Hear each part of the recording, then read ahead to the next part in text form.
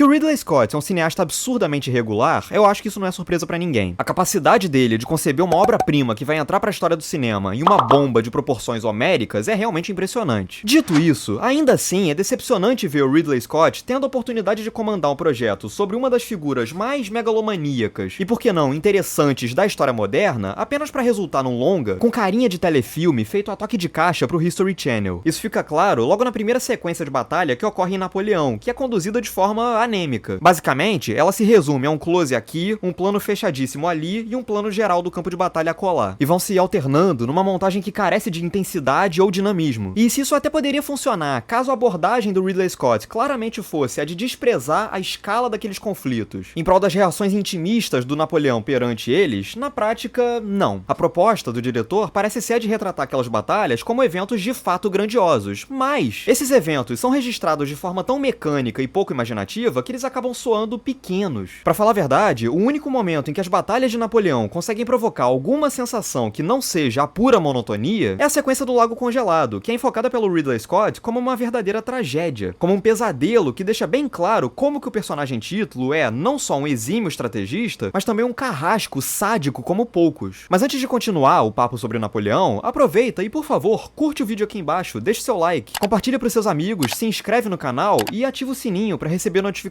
sempre que tiver vídeo novo por aqui. Joia? Vamos lá voltar pro Napoleão. Aqui nesse momento, alguém pode contra-argumentar, com certa razão eu devo admitir, que o objetivo de Napoleão, que passou pelos cinemas recentemente e que agora tá chegando às plataformas digitais, não é o de retratar a grandiosidade do seu biografado, mas sim o de explorar os aspectos mais íntimos e minimalistas da sua persona, a fim de mostrar, através dos pequenos detalhes, quem era o ser humano por trás do mito / monstro. Mas aí, eu me sinto obrigado a responder com uma pergunta.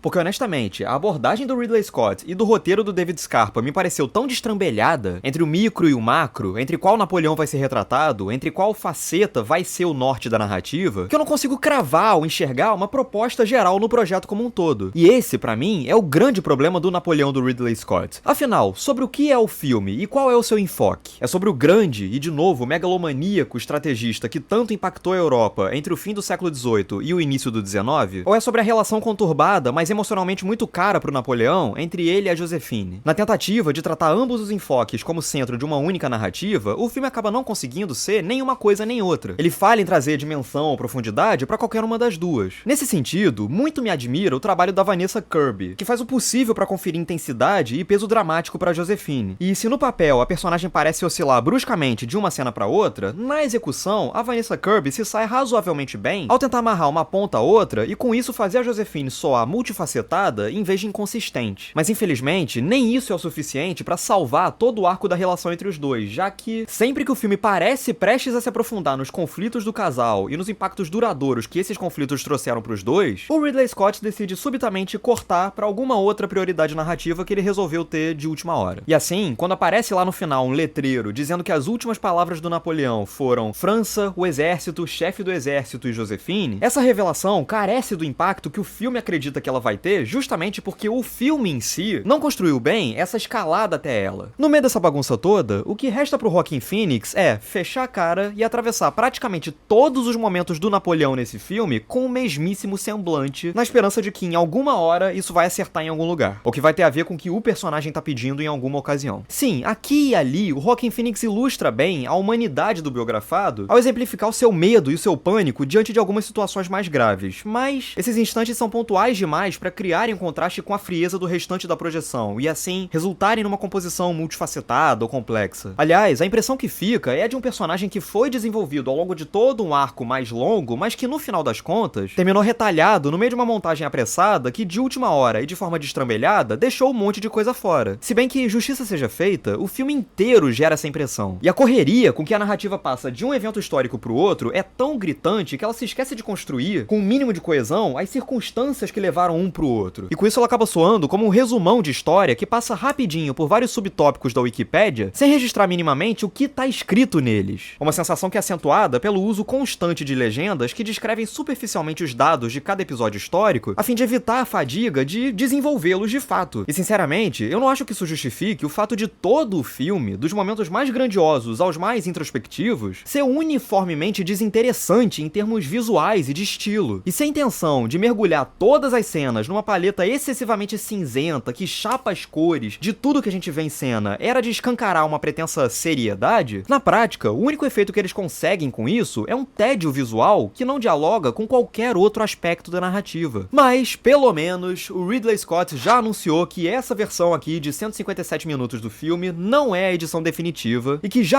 vai entrar lá na Apple TV Plus um corte de 4 horas pra suprir todas as frustrações de quem foi ver Napoleão no cinema. Ou seja, o Ridley Scott, com todo o poder e toda a liberdade artística que a sua carreira premiadíssima de quase 50 anos lhe trouxe, decidiu lançar nos cinemas o que ele julgava ser uma versão pior da sua obra. Ah, porque se tem uma coisa que eu mal posso esperar pra fazer, depois de pagar o valor inteiro de ingresso e de ser soterrado com 2 horas e meia de aborrecimento, é rever esse filme numa versão com 90 minutos a mais.